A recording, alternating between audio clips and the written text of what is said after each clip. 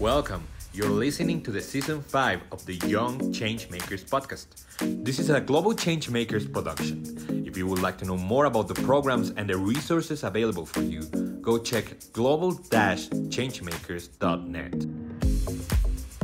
Hola, hoy en el Young Changemakers podcast estoy muy contenta de contar con la presencia de Anaí Rodríguez, que es cofundadora de Menstruación Digna MX, y vamos a tener una plática muy emocionante y muy importante, sobre todo en temas de menstruación digna. Anaí, muchísimas gracias por aceptar y gracias por estar aquí. Hola a todas las personas que nos escuchan, muchas gracias por escucharnos y a ustedes muchas gracias por invitarme a hablar de un tema tan importante y tan apasionante como el tema de los derechos menstruales. Gracias, Anaí, estamos, lo recalco, muy contentas de tenerte aquí. Y bueno, la menstruación es justamente un proceso fisiológico que experimenta por lo menos la mitad de la población, no solo en México, sino también a nivel mundial. Sin embargo, esto ha sido ignorado durante mucho tiempo, pero gracias al trabajo de distintos actores, organizaciones y activistas justo como tú, el panorama se está transformando gradualmente. Y algo que siempre me gusta preguntarle a las personas que están en este podcast es ¿cuál es su historia? Es decir, ¿cómo comenzó todo? Y en tu caso, ¿qué es lo que te llevó a fundar Menstruación Digna MX y qué te motivó a abordar ese tema en primer lugar? La verdad es una historia medio rara, la conté el viernes pasado porque yo estaba en una situación profesional bastante complicada, como de esas veces que te dan las crisis de, o sea, ya no voy a crecer aquí, ¿qué estoy haciendo? Pese a que estaba en el sector de sociedad civil, pues, o sea, trabajaba en otra organización, pero sí me sentía estancada, y más que estancada, como que yo sentía que me faltaba ese motivo para vivir, ¿sabes? Como sí estaba siguiendo la lucha feminista siempre, desde que tengo memoria, he acompañado el movimiento feminista, estaba más metida en temas de derechos sexuales y reproductivos, específicamente en el aborto, como que empecé a ser acompañante y demás, pero pese a que lo hacía y demás, como que yo decía, no sé, algo falta en mi vida, y justo en esa organización que yo estaba, tiene varias filiales en el mundo, tenía una en Colombia, y resulta que nos fueron a dar una charla sobre cómo la filial en Colombia había estado muy metida en el tema de la eliminación del impuesto en toallas y tampones en Colombia. Y entonces, o sea, pero esto de verdad es real. Yo agarré mi celular en ese momento y puse IVA México toalla y vi que había un IVA y dije, no hombre, o sea, me enojé mucho, así me enojé muchísimo. Y luego pensé, ¿por qué nadie está haciendo esto? O sea, ¿sabes? Como que decía, esto es súper injusto. Y en ese momento no lograba dimensionar, como tal vez ahora que ya conozco más, que he leído más y todo. Pero en ese momento así de golpe dije, esto es injusto. ¿Por qué? No lo sé, pero es injusto. Estamos pagando un impuesto, ¿no? Y se cruzó con que yo estaba en un ejercicio ciudadano que es el primer Parlamento de Mujeres de la Ciudad de México, que fue en 2019, en donde básicamente escogen a 60 personas, mujeres de la sociedad, de diferentes áreas, como para tratar de proponer iniciativas de ley con perspectiva de género, ¿no? Es un ejercicio como, pues, ciudadano, la verdad no tiene no es vinculante, porque una vez que se presentan ahí las iniciativas, pues pasan a la Comisión de Género del Congreso, y de ahí a que las suben al Pleno del Congreso y de verdad pasan el ciclo de legislativo, pues pasa un tiempo, ¿no? Pero bueno, es un buen ejercicio y se sigue haciendo. Yo estaba ahí y fue así como llegué a la casa de una amiga que todavía forma parte de Menstruación Digna, que es Melissa, y siempre la menciono, y le dije, oye, hay un impuesto por las toallas y los tampones, y no hay, o sea, porque aparte yo busqué y no había nada, o sea, pero no había nada, no había políticas públicas en torno a menstruación, a gratuidad no, ni al caso. La eliminación de este impuesto se había presentado una vez un exhorto, pero fue un exhorto, ni siquiera una iniciativa como tal para quitarlo, que para las personas que no conozcan esto, pues el exhorto es solamente un llamado, ¿no? A decir como, oigan, quiten este impuesto, pero pues no es vinculante tampoco. Entonces, pues le dije, tenemos que hacer algo, pero resulta que el impuesto en nuestro país, a diferencia de, por ejemplo, Estados Unidos, es federal, bueno, era federal, ¿no? O sea, no se podía legislar estatalmente, este impuesto no, y pues la competencia del Parlamento era estatal. Entonces metimos más bien el tema de gratuidad de las personas, de toallas, tampones y copas para todas las personas que lo requirieran en la Ciudad de México a través de la ley de salud de la Ciudad de México. En ese momento así empezó. Y pues se aprobó en el Parlamento y todo bien, y pues pasó a la Comisión de Género, pero en ese como huequito de meses que no pasaba nada, que yo no sabía si le iban a presentar en el Congreso, porque para mí, o sea, ya sabes cuando un tema te apasiona y dices, es que esto es lo más importante del mundo, ¿cómo no lo está viendo la gente? Yo así me sentía, y decía, pero es que ¿por qué? O sea, imagínate, la gratuidad de productos puede impactar a la mitad de la población, ¿no? O sea, de nuestro país, de la ciudad, de donde sea, somos mayoría. Y pues me desesperé mucho y entonces lo que empecé a hacer fue, pero literal por Twitter, o sea, yo mandaba mensajes DMs, ya sabes, mensajes directos así a personas legisladoras que yo creía que podían estar interesadas en el tema, a ONGs que veían temas de género y que decían, pues tal vez les pueda interesar. Les mandaba un mail así entero de que, hola, soy fulanita, estoy en el Parlamento, este tema es súper importante, les anexo la iniciativa que hicimos y ojalá nos puedan apoyar y demás. O sea, sí fue muy así como, pues, de tocar puertas, y es importante también decirlo, hubo muchos nos, o sea, porque sí, en un principio, imagínate lo difícil que era, que pese a que yo creía que era el tema más importante de la historia, no había datos, ¿no? Entonces yo llegaba con ONGs o personas tomadoras de decisiones y me decían, bueno, sí, o sea, hay niñas que no van a la escuela, pero ¿cuántas niñas? Y yo, pues es que no sé, porque no hay datos, porque no se ha visto este tema. Y entonces ahí se complicaba el asunto. Claro que había datos internacionales que podíamos tomar y demás, pero pues ahí fue toda una estrategia que seguramente va a salir a lo largo del podcast, pero así empezó. O sea, como que de verdad yo cuando conocí el tema de menstruación, de todo lo que significaba, de cómo, a mí creo que lo que más me impactó es pensar que un proceso fisiológico que no decidimos nos impacte de esa manera, ¿no? O sea, porque estamos hablando de que hay gente que no accede a derechos humanos a causa de la menstruación. Hay gente que es discriminada a causa de la menstruación. Entonces, como que creo que eso fue lo que más me impactó de todo esto, de que literal este es un proceso biológico que no es afección, o sea, que lo vivimos la mitad de la población en nuestro país y que no haya nada en torno y que no se mencione, que ni siquiera se pudiera decir la palabra, ¿no? O sea, hay 10,000 palabras para decir estoy menstruando, pero no decirlo.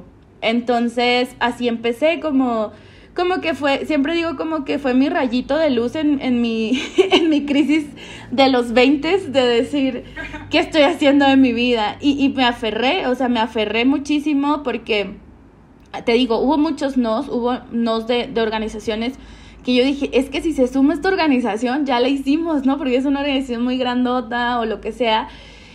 Pero aún así, pues yo creo que al final no vi esto muy a largo plazo. Para serte muy honesta, yo ahora que veo para atrás, digo, hemos hecho tanto en tan poco tiempo, como que yo sí lo veía más tardado. Entonces creo que eso me ayudó a decir, bueno, si esta organización dijo que no, pues me voy con otra y así, hasta que pues se juntó un grupito y así empezó.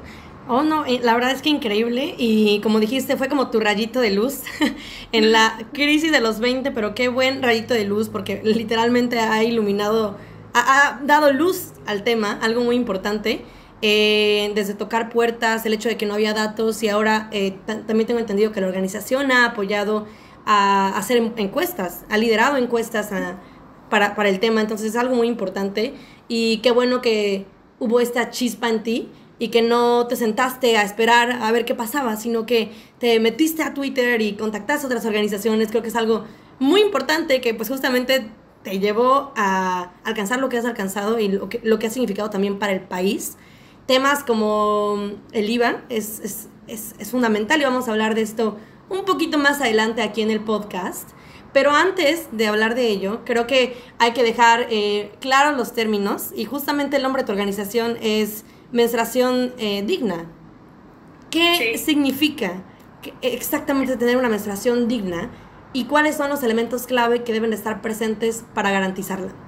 Pues mira, esto ha sido una construcción, porque la verdad el nombre se me ocurrió de una manera muy chistosa, Y por ahí hay un artículo que fue de los primeros que escribí como en 2000, o sea, porque todo empezó en 2019, pero en 2019 todavía no éramos como Menstruación Digna México.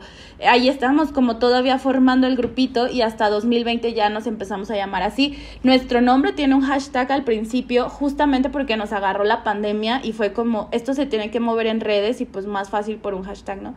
Pero sí, por ahí hay un artículo rondando que escribí acerca de entrevistas que hice a varias personas menstruantes durante los primeros meses de pandemia y ver cómo se sentían, si habían tenido cambios y demás.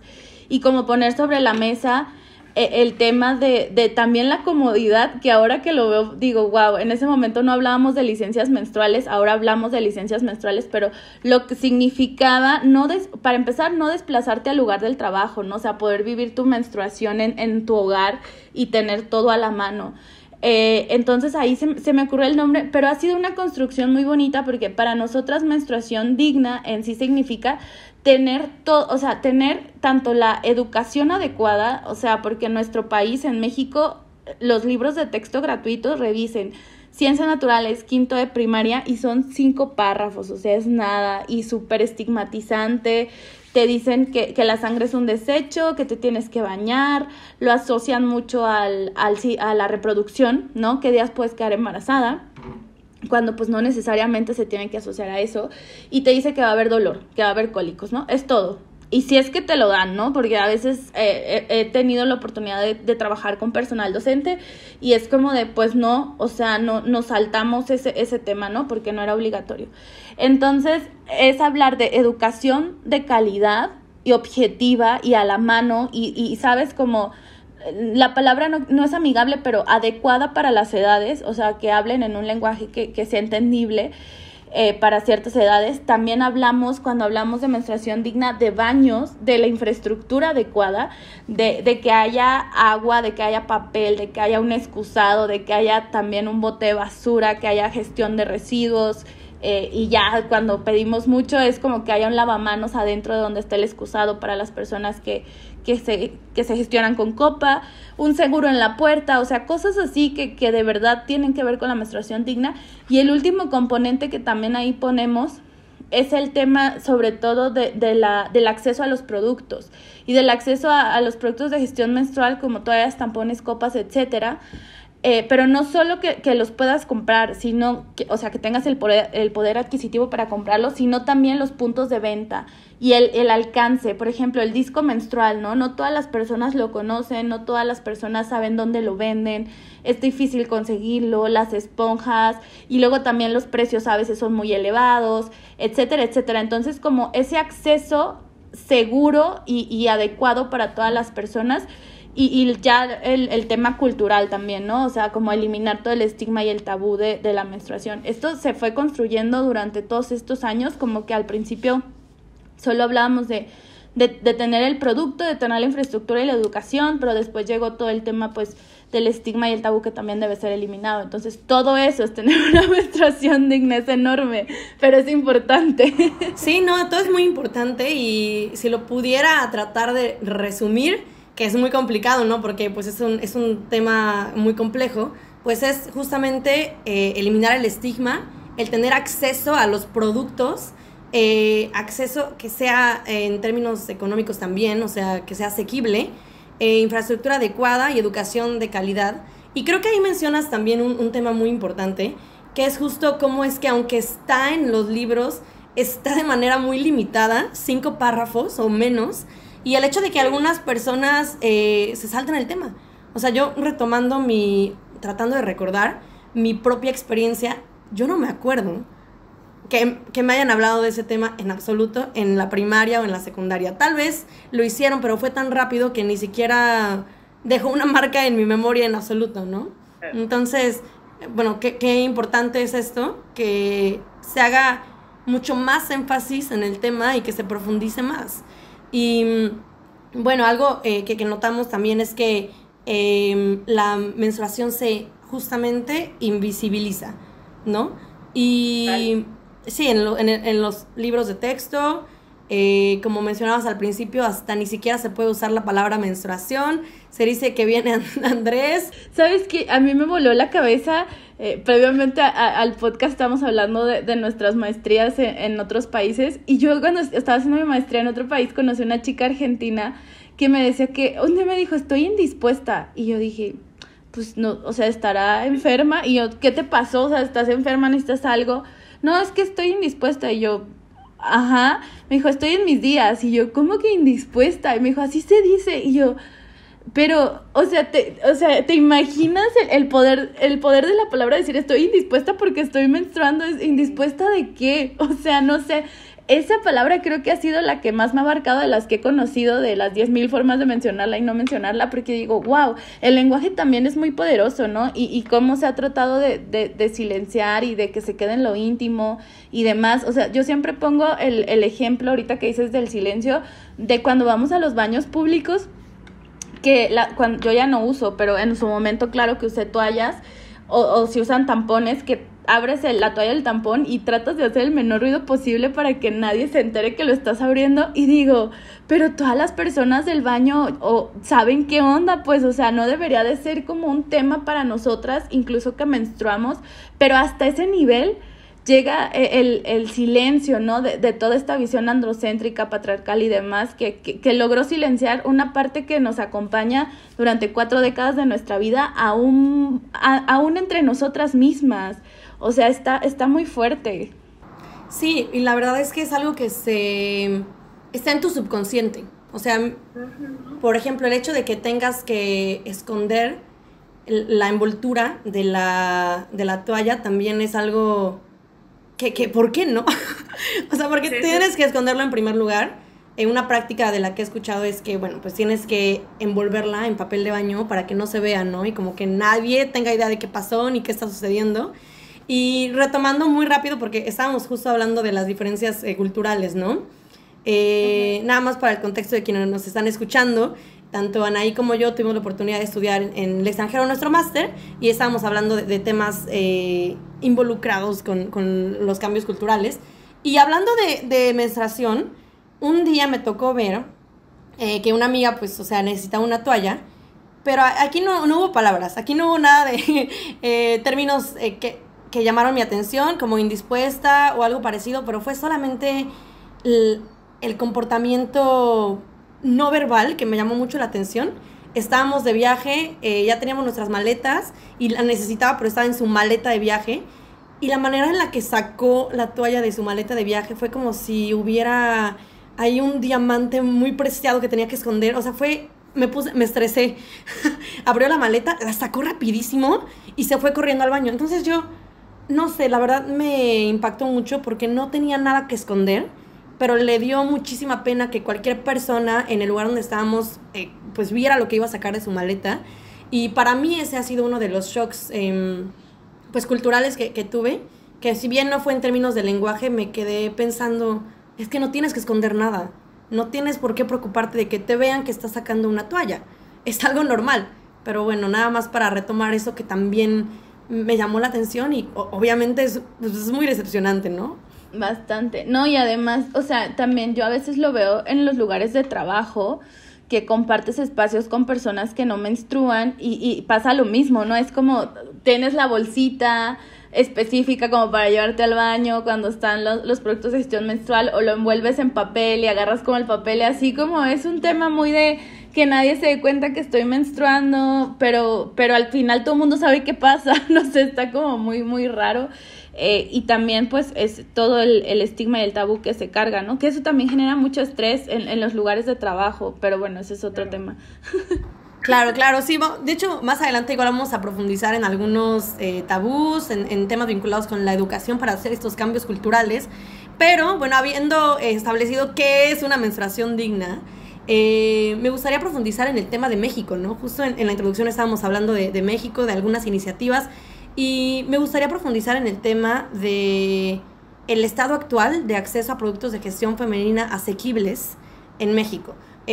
Lo mencionaste al inicio, ya hubo un logro y fue justo que se eliminó el IVA para productos de gestión menstrual, pero ahora mirando en retrospectiva, mirando cómo se ha desarrollado pues todo desde que sucedió esta iniciativa, ¿has notado alguna disminución en los precios que tenga un impacto claro en las mujeres? Y sobre todo, ¿ves la posibilidad de que en algún futuro se puedan entregar estos productos de forma gratuita?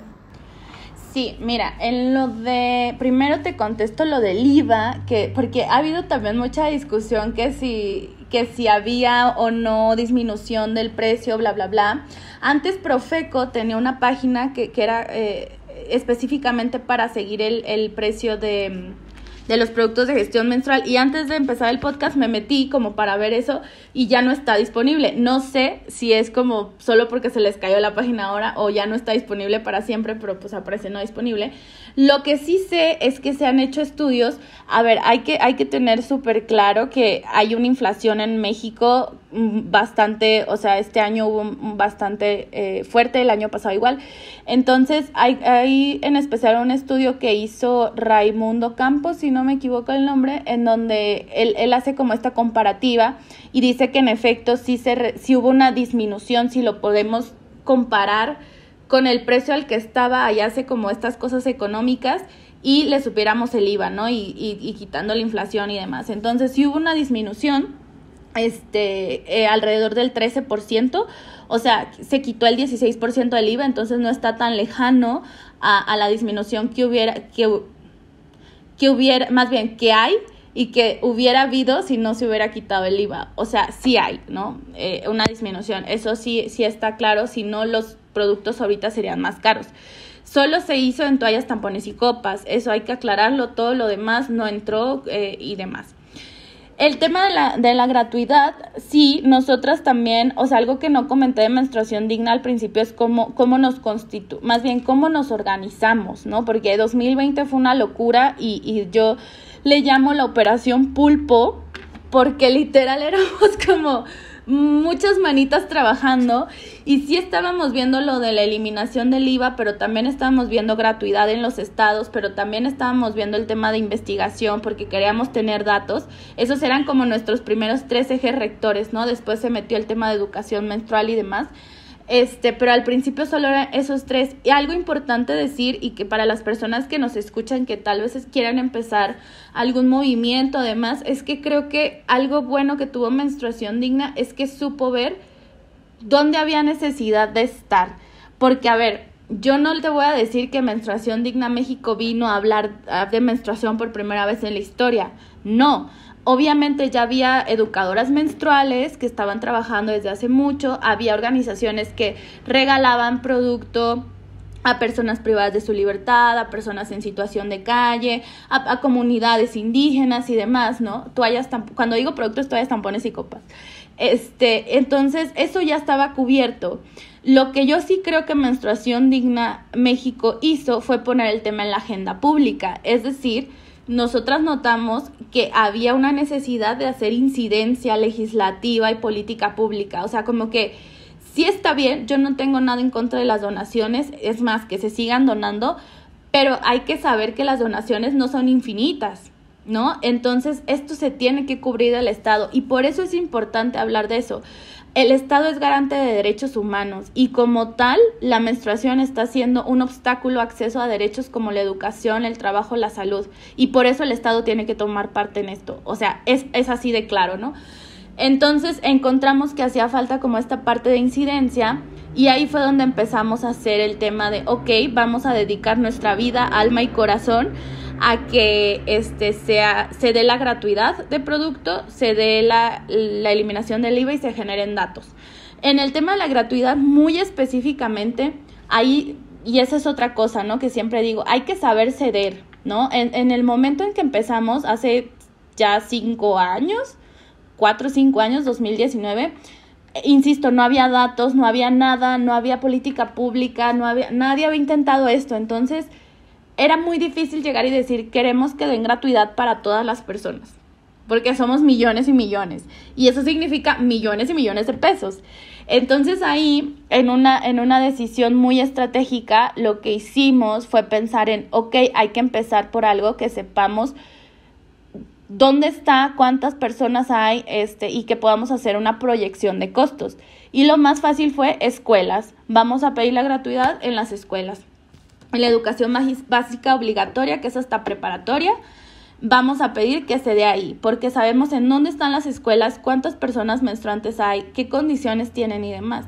Y así empezamos. Primero se metió una iniciativa a nivel federal para la gratuidad y luego empezamos en los estados, ¿no? El primer estado fue en Michoacán en noviembre de 2020 y se aprobó en marzo del 2021. Fue un proceso muy rápido, o sea, para las personas que conocen de procesos legislativos saben que esto fue rapidísimo, o sea, en meses ya teníamos aprobado la gratuidad.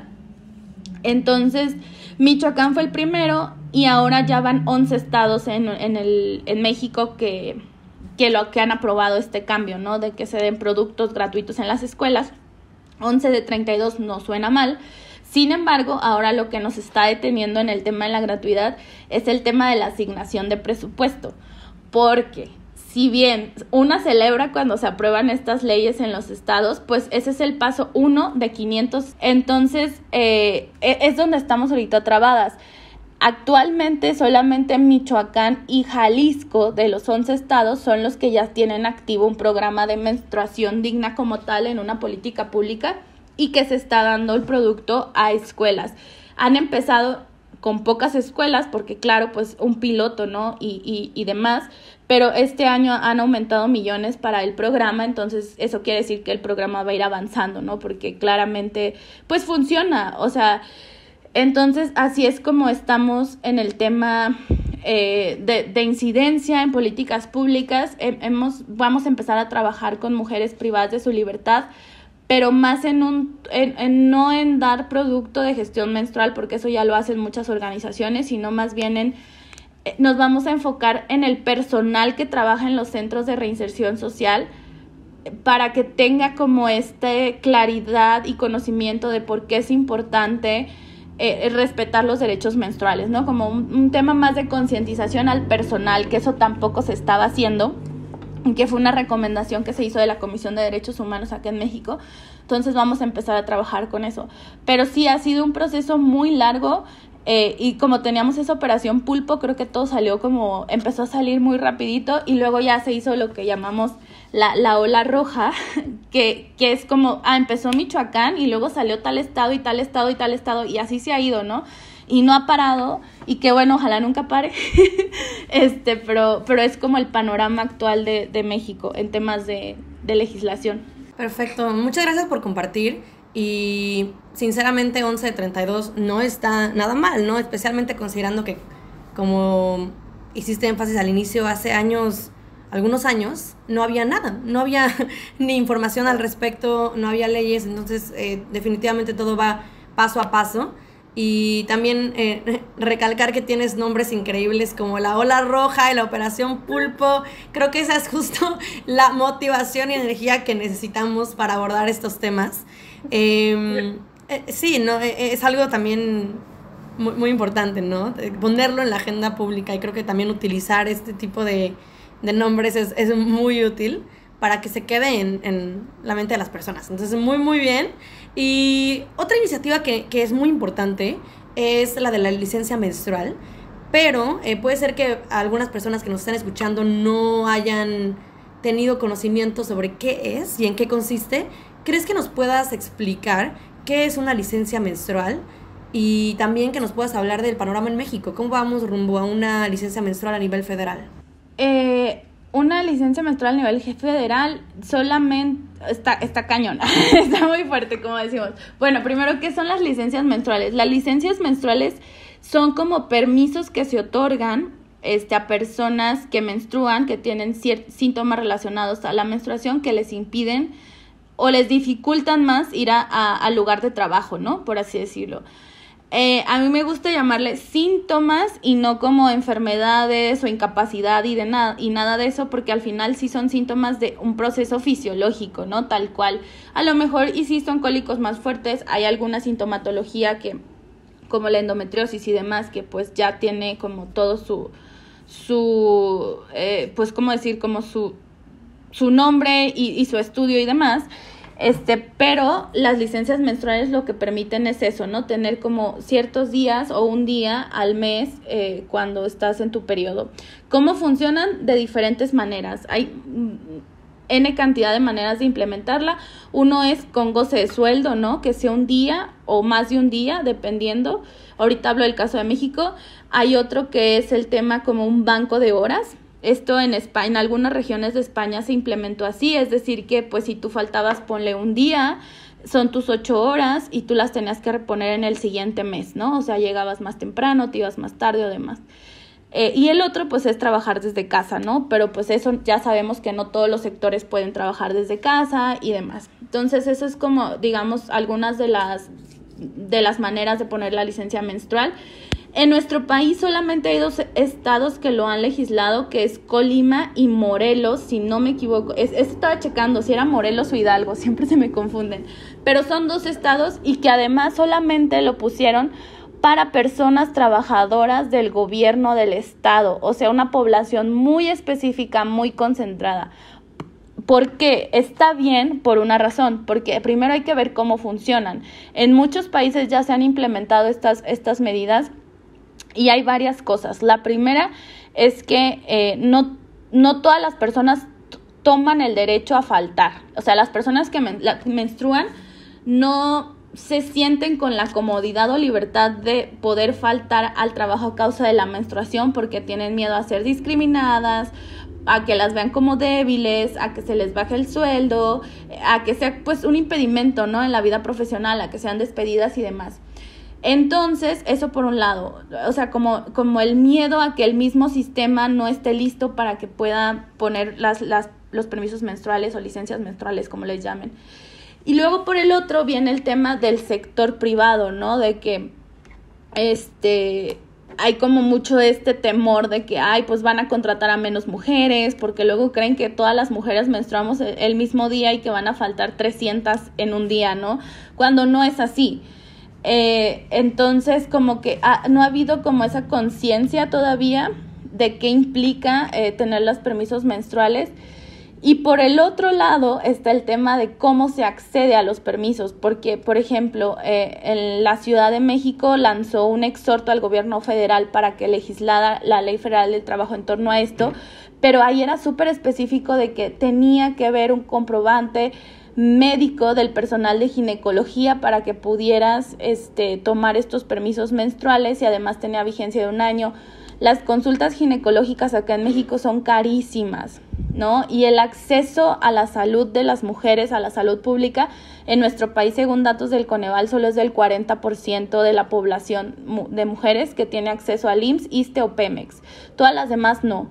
Entonces estamos hablando de que, pues, cómo lo legislas es que tanto va a impactar, ¿no? En las personas que menstruan.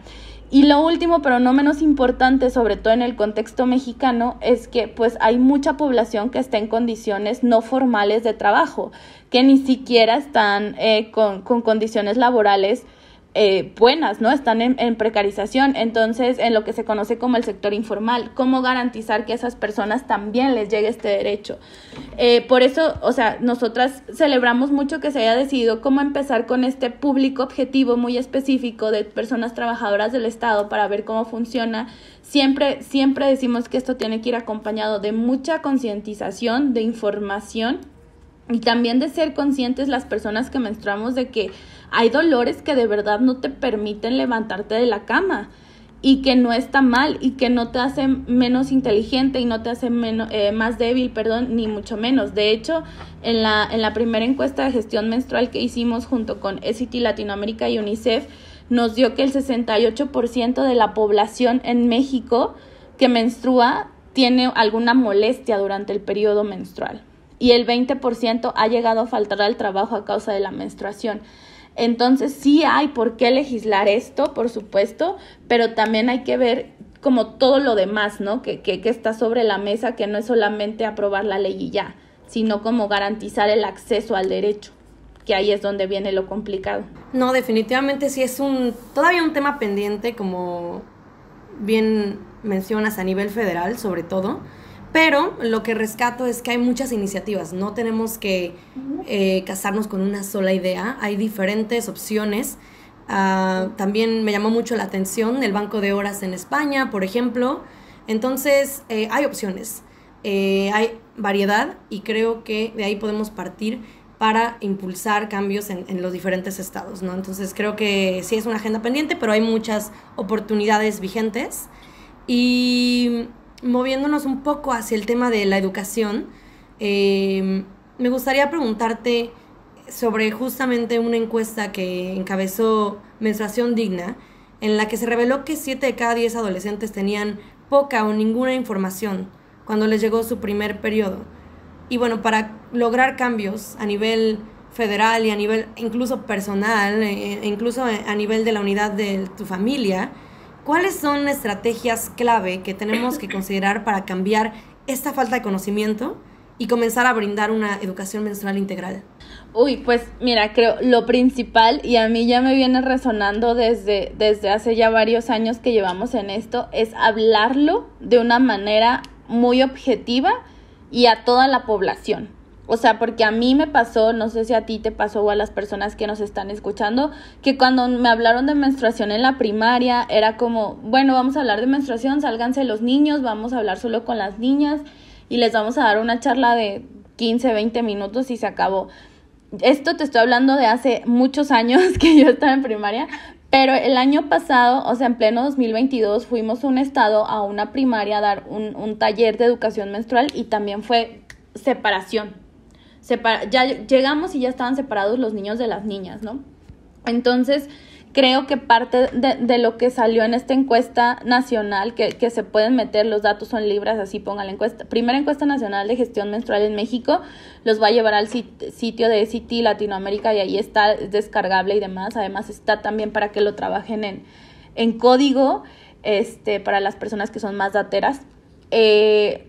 Parte de lo que vimos ahí es que sí había un tema de autocensura también, de hacer cosas, o sea, de privación, de ponerte ropa de cierto color, por ejemplo, de tener ciertas actividades como deportivas, en especial natación, relaciones sexuales y demás, porque estabas en tu periodo, ¿no? Como no solo el estigma que ya está en la sociedad, sino tú misma te autoimpones no hacer esas cosas, que fue algo que notamos mucho en la encuesta. Pero también parte de lo que salió es que creían que estos comentarios discriminatorios, el típico de, ay, estás así porque seguro estás en tus días, ¿no? Que a mí me choca porque además es como desacreditar tu persona, ¿sabes? Así como de a ver, tú también tienes un mal día, o sea, y no o sea, esto no tiene nada que ver con que si estoy en mis días o no, y no todos los ciclos menstruales son iguales. O sea, hay personas que sí pueden estar de un humor bastante peculiar, y al final les voy a hacer una recomendación para esto, pero esas cosas como súper, digamos, discriminatorias que se dicen, parte de lo que nos habló la encuesta es que era por falta de información, y yo sí creo eso. O sea, y regreso al tema de la educación por lo mismo, porque la educación tiene que ser para todas las personas. Y es que imagínate, si de por sí las personas que menstruamos no conocemos muchos temas acerca de la menstruación, no conocemos el disco menstrual, las esponjas menstruales, etcétera, etcétera, ¿cómo crees que una persona que no menstrua y que además no escucha de menstruación porque no se habla, va a saber qué pasa, ¿no? Y va a saber que si te tiñes la ropa de rojo, no quiere decir que te puedas burlar o que esté mal. La sangre no es sucia. O sea, yo siempre les digo, es lo mismo como si un día te caes y te raspas la rodilla y te llenas de sangre. ¿Y por qué no es tan escandaloso eso como cuando estás menstruando, ¿no? O sea, no pasa nada, ¿no? Al final de cuentas, ni se va a morir nadie, ni mucho menos, pero pues sí es el estigma que carga. Entonces, para mí la educación sí tiene que ver con que todo mundo sea educado. Y además, no solamente, digo, ahorita ya la gente que está en el sistema de educación formal, ¿no? Como se le llama, pero también la gente que está en los centros de trabajo, porque siempre cuando doy conferencias empiezo preguntando, levante la mano las personas que menstruan, y pues ya levanta la mano las personas que menstruan, ¿no? Y luego digo, levante la mano las personas que tengan a una persona cercana que menstrua, y ahí sí levantan la mano todas las personas. todas, hombres, mujeres que ya a lo mejor están en la menopausia, ya no menstruan, levantan la mano. Entonces es por eso que se debe de hablar de menstruación, porque al final, directa o indirectamente, nos une a todas las personas que habitamos este planeta, ¿no? Entonces la educación sí debe de ser clave, pero debe de ser clave en el sentido horizontal, ¿no? Para todas las personas. Y eso es bien complicado, porque en lo que te platiqué de garantizar los productos de gestión menstrual gratuito en las escuelas, también hemos metido el tema de educación menstrual, pero luego te enfrentas al monstruo que son, monstruo por poner una palabra, pero como este aparato enorme, ¿sabes?, en los estados de escuelas, y cómo capacitas a tanto personal docente. ¿De dónde sacas el dinero para contratar a tantas educadoras menstruales? ¿Cómo lo logras? O sea, y esto es algo que hemos vivido, ¿no? En Jalisco fue, ¿qué vamos a hacer? O sea, ¿cómo vamos a capacitar a toda esta gente? Y luego en Tijuana trabajamos con el municipio de Tijuana y fue como los profesores no querían tomar el taller, no querían tomar la capacitación. No, es que mejor que le hable la maestra. ¿Por qué? O sea, da igual, ¿no? Si eres hombre o mujer puedes hablar de esto. Entonces, eso creo que es lo básico, ¿no? Como intentar que la educación sea transversal y que, o sea, no solamente para niños, niñas, sino para el personal docente y los directivos. Porque yo digo, ¿qué pasa si ya aprobaron la ley? Dan el producto, llega la persona y entrega el producto a la escuela y el director, si es hombre y decide que no se entregue el producto, no se entrega. ¿Y quién lo va a fiscalizar? ¿Sabes?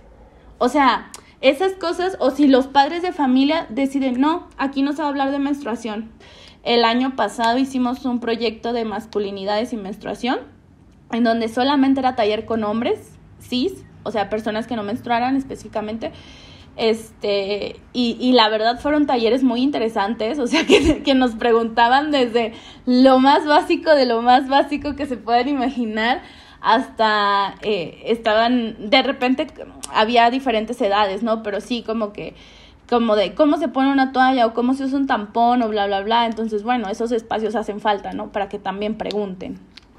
Sí, creo que rescatando tu comentario es muy importante que todas las personas, todas, ¿no?, incluso aquellas que no menstruan, tengan información y tengan educación al respecto.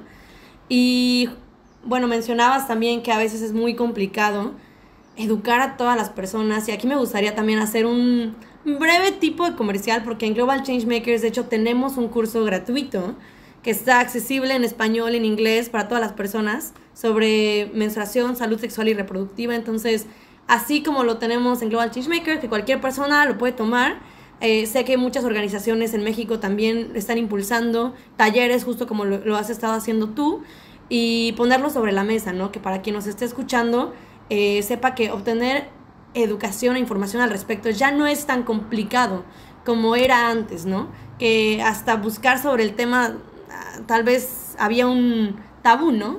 Pero ahora ya hay muchas organizaciones, entre ellas obviamente Global Changemakers, que estamos ofreciendo estos cursos, ¿no? Entonces es algo muy importante que igual quería rescatar. Y el hecho de que la educación sobre la menstruación también tiene que desvincular la pena, ¿no? Sobre qué es la menstruación y cómo es que asociamos la menstruación con algo que te da pena, que es vergonzoso, es algo muy importante. Y aquí sí me gustaría compartir algo de manera personal, porque pusiste un ejemplo muy excelente, que fue, es como si un día te caes y te raspas la rodilla. Si te raspas la rodilla no pasa nada, incluso la gente va a preguntar, ¿estás bien? ¿Te ayudo? Ajá. No pasa nada, es una mancha que tienes en tu pantalón y ya. Y bueno, un día a mí pues me pasó, me manché, pero no porque no me caí ni me raspé en la rodilla, sino fue pues justo por mi periodo. Pero el nivel de pena que sentí, yo tenía 16 años, el nivel de pena y de frustración que sentí es algo que jamás había sentido en mi vida. O sea, me pasó y de la pena que me dio me puse a llorar, así en público, ¿no? Entonces, ahorita viendo en retrospectiva me darían muchas ganas de volver al pasado, abrazarme a mí misma y decir, oye, es que está bien, no pasa nada, ¿no? Y creo que es algo que es muy importante que las personas que nos están escuchando lo sepan, sean personas que menstruan o no. que es algo natural, que es algo normal, y si pasa, no pasa nada, se limpia, se lava y ya, ¿no? La vida continúa. Entonces solamente quería compartir esto, que me marcó, la verdad, me marcó. Súper valioso, porque yo me acuerdo de la primaria que empecé a menstruar. O sea, yo me ponía así como una cantidad interminable de shorts debajo de la falda, ya sabes, tenía hasta como mi short de menstruación, que era un short con una tela más dura, y aparte de eso me ponía como otras 2 licras y así, porque yo tenía pavor de teñir la ropa de sangre, y me acuerdo que yo no salía al receso porque yo sentía que si me paraba iban a salir los 4 litros de sangre, y si alguien nos explicara que solo son 80 mililitros, pues tal vez nuestra vida cambiaría, ¿no? Pero nadie nos explicó eso. Entonces sí es importante como estas cosas de que el estigma te pega, ¿no? Y te priva de hacer cosas, y a ti te dio en el tema emocional, a mí me dio el acceso de yo salir a jugar al receso. O sea, algo tan básico de cualquier niña, o sea, y eso que, digamos que yo tuve una educación y una familia y un entorno muy privilegiado, porque es la verdad, o sea, tampoco, digo, nunca me faltó nada, ¿no? Así de fácil. Entonces sí es como ponerlo sobre la mesa y que piensen como todo lo que se han privado de hacer a causa de la menstruación. Yo he dejado de ir antes, o sea, así de que, ay, no, una cena, una comida, no, es que estoy menstruando, y qué pavor, ¿sabes? O sea, ¿qué es lo peor? O que a tu amiga le dices, fíjate si no me manché, y es como la mirada súper discreta. Eso te iba a decir, creo que ya tenemos este código implícito de, oye, ¿puedes checar? ¿Qué pasa? Se levanta alguien, ves del lado, bien, haces el signo con la mano, ¿no? Así de, todo bien, y el guiño en el ojo, ¿no? Entonces, creo que es algo que ya tenemos súper normalizado, pero pues importante eso, ¿no? O sea, tratar de impulsar los cambios desde nuestra propia educación, nuestra familia, con las personas que conocemos, y pues desvincular la pena de algo que es natural, ¿no? Y bueno, moviéndonos ya casi vamos tristemente al final del podcast, pero antes de concluir hay un tema muy importante que mencionaste al inicio, antes de que empezáramos justo a grabar el podcast, que fue sobre la diferencia entre higiene y gestión menstrual, y creo que hablando de la educación ahora, en esta parte del episodio, es importante que nuestra audiencia sepa cuál es la diferencia.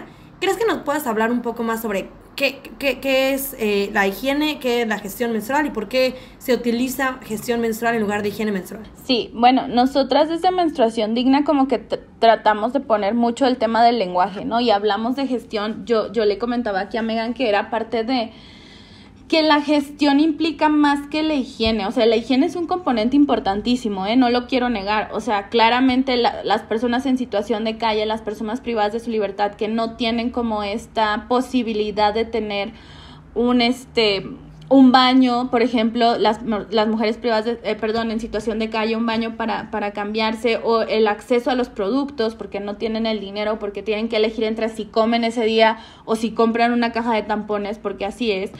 O las mujeres privadas de su libertad que les dan una toalla al día o una toalla para todo su periodo, y que tienen que usar telas o lo que... Para los brasieres luego ya ven que tienen como almohaditas de relleno, esas también las utilizan como toalla. Entonces eso claramente puede desencadenar ciertas infecciones en un punto. O sea, la higiene es parte importante, pero el por qué no solo centrarlo ahí es porque nosotras vemos la menstruación como todo un conjunto de cosas, ¿no? Esto que hemos hablado durante el podcast de el tema del tabú, del estigma, de condiciones sociales, culturales, estructurales, de infraestructura, etcétera, que te permiten vivir una menstruación, y entonces por eso hablamos de gestionar la menstruación o de productos para la gestión menstrual, no para la higiene menstrual. Y además porque luego en el colectivo, cuando te dicen no eres higiénica, es que eres sucia, ¿no? Y la sangre menstrual no es sucia en ningún momento. Entonces también como quitarle ese estigma más de que es algo sucio, es por lo que cambiamos esa palabra. También no sé si se dieron cuenta que yo no mencioné el tema de manchar la ropa, o sea, digo teñir la ropa, porque manchar, o sea, luego nosotras buscamos la definición y es horrible, es como que causa deshonra o prejuicio así, o sea, como que es un verbo bien feo, y además pues no estás manchando nada, no estás ensuciando nada, ¿no? Es solamente que se tiñó la ropa de rojo y así. Entonces, como que estos pequeños cambios así del lenguaje que tratamos de hacer para que pues se desestigmatice y se empiece a ver como lo que es pues un proceso normal y fisiológico, es lo que estamos como tratando de promover acá. Y yo te puedo decir que en 2020, la primera vez que no se aprobó la eliminación del IVA, uno de nuestros grandes logros, pese a la derrota, fue que vimos en las portadas de periódicos, en los medios de comunicación, hablar de gestión menstrual y no de higiene. Y para nosotras ese fue un yo dije, o sea, esto es mucha ganancia, aunque habíamos perdido la votación, pero es mucha ganancia que ya se empiece a hablar de gestión menstrual, porque eso quiere decir que están entendiendo el por qué se tiene que hacer el cambio de lenguaje, ¿no? Entonces, por eso lo tratamos de esa manera. No, muchísimas gracias por explicarlo y si bien creo que hace rato mencioné manchar, teñir, ¿no? Es importante utilizar el lenguaje. Mira, o sea, todavía hay cuestiones que tenemos interiorizadas. Yo no sabía que había esta asociación, por ejemplo, tan negativa al buscar la definición, pero es bueno conocer, ¿no? Cuáles son estas palabras correctas para utilizar y quitar, ¿no? Estos estereotipos, estigma y otras cuestiones negativas asociadas con la menstruación. Y gracias por explicarlo. Desafortunadamente ya no tenemos mucho tiempo. Gracias a las personas que nos están escuchando por llegar hasta este momento del podcast. Y bueno, finalmente, como nuestra última pregunta, sabes que en Global Changemakers consideramos la participación juvenil y a los jóvenes como actores centrales en el desarrollo y en el cambio. Y este podcast está dirigido también a miles de personas jóvenes alrededor del mundo.